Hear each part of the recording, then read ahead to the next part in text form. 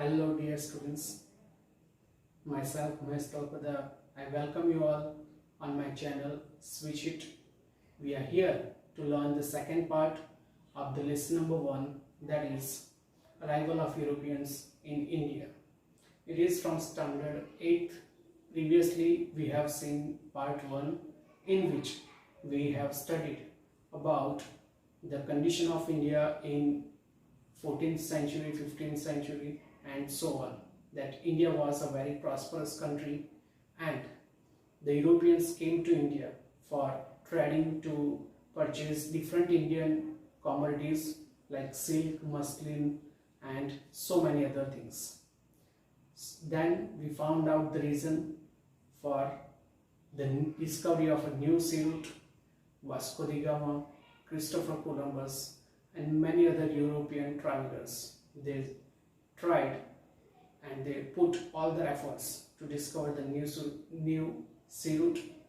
They were successful in finding that new sea route, and we have seen how other European countries and their traders came to India for their betterment. So now let us see the second part of this video.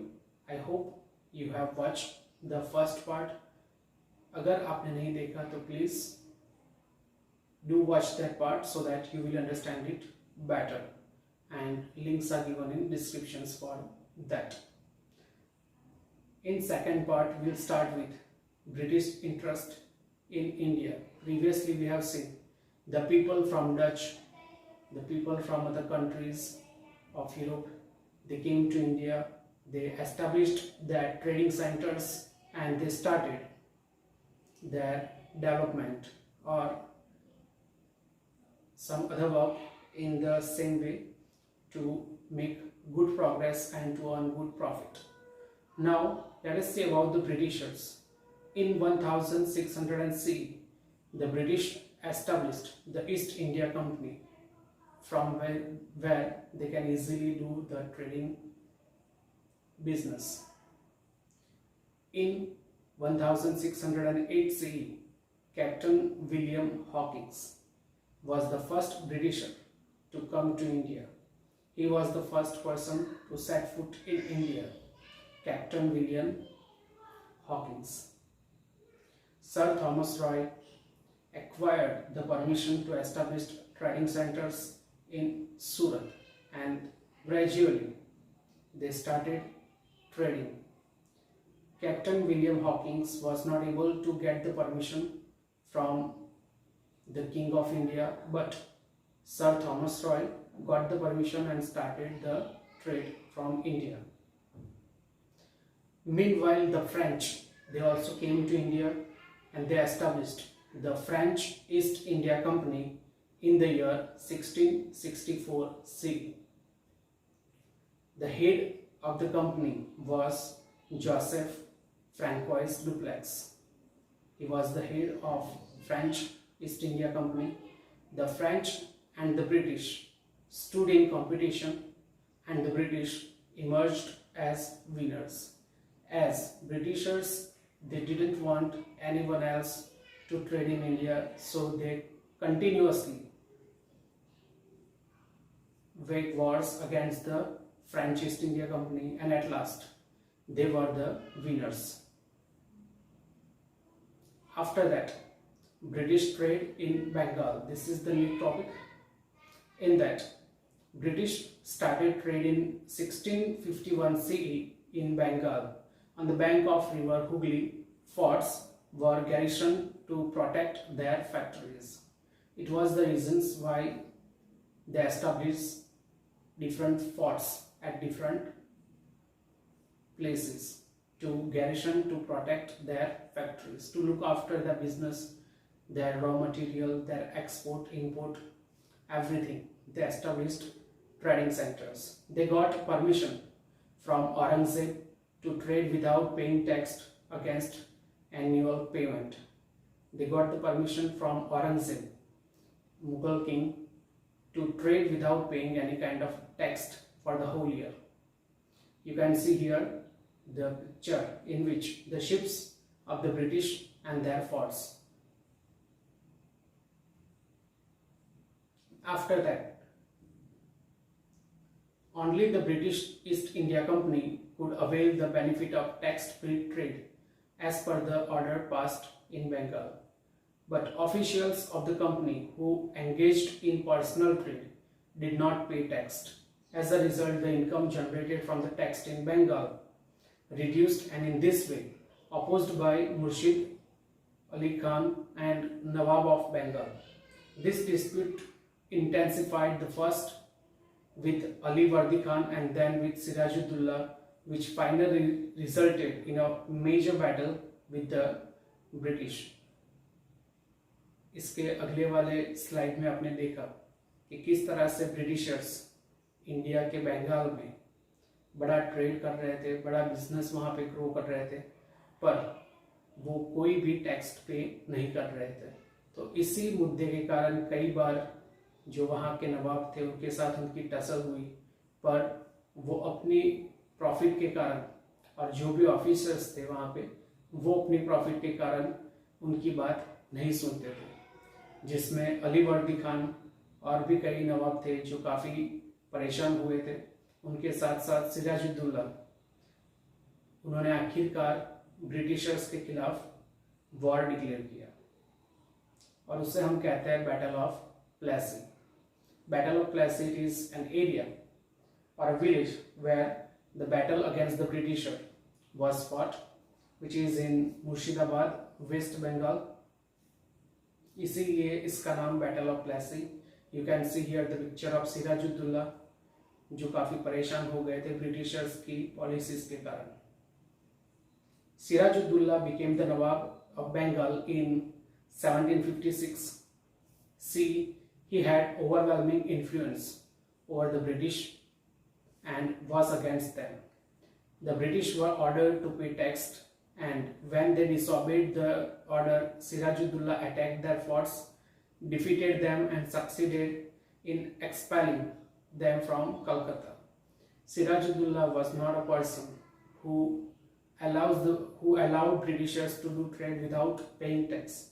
So he destroyed all the forts that are situated on the bank of river Hooghly, and they made them walk out from their places. The British counter-attacked the Nawab under the leadership of Robert Clive, who bribed Mir Jafar, Sirajuddaullah's commander-in-chief. Now, Britishers knew that they could not defeat Sirajuddaulah with the limited army they have at that time. So, one of the leader from Britishers, that was Robert Clive, who bribed, जिन्होंने लालच देके सिराजुद्दौला के जो commander in chief थे मीर जाफर, उनको खरीद लिया। उनके साथ साथ उनके और भी कई लोग इस षड्यंत्र में शामिल थे, जिसके कारण Siraj-ud-Daulah was defeated and murdered due to this betrayal in the Battle of Plassey with the British. So यही एक मुख्य कारण था कि सिराजुद्दौला काफ़ी स्ट्रॉन्ग था आर्मी के हिसाब से ब्रिटिशर्स की कंपैरिजन में, फिर भी वो बैटल नहीं जीत पाया क्योंकि रॉबर्ट क्लाइव ने ये उसके कमांडर इन चीफ को लालच दी थी कि अगर हमारा साथ दोगे तो सिराजुद्दौला की जगह पे आप बंगाल के नए नवाब होंगे। इसी के कारण सिराजुद्दौला के जो कमांडर इन चीफ थे मीर जाफर, उन्होंने और उनके साथियों ने मिलकर सिराजुद्दौला को हरवाया और उसी बैटल में उनका मर्डर भी करवाया। सो ये एक ऐसी घटना है जो ब्रिटिशर्स के लिए काफ़ी फायदेमंद साबित हुई, क्योंकि उनसे बंगाल में उनका जो राज था वो भी काफ़ी अब डेवलप हो चुका था। अब उन्हें एक विल पावर आ गया था कि वो इंडिया के ऊपर राज कर सकते थे। उसके बाद battle of Buxar. As promised, the British appointed Mir Jafar as the Nawab of Bengal. However, with time, Mir Jafar became hostile towards the British. अब जो नवाब थे उनकी जगह पर अब मीर जाफर बंगाल के नए नवाब थे सिराजुद्दौला की जगह पे। तो जो ब्रिटिशर्स चाहते थे वो अब धीरे धीरे हो रहा था, और उन्हीं का शासन, ब्रिटिश का शासन ही बंगाल में चल रहा था। पर मीर जाफर अब धीरे धीरे ये बातें समझने लगा था, और बंगाल को कोई भी टैक्स ना पे करके ब्रिटिशर्स अपना फ़ायदा कर रहे थे, ये बात अब मीर जाफर को भी पसंद नहीं थी। The company replaced him with his son in law Mir Qasim as the nawab. अब मीर जाफर की जगह पे ब्रिटिश ईस्ट इंडिया कंपनी ने मीर कासिम को वहाँ का नया नवाब बना दिया। Mir Qasim was an efficient, disciplined and clever ruler and he opposed the British for non payment of taxes. Same बात वही आगे चल रही थी।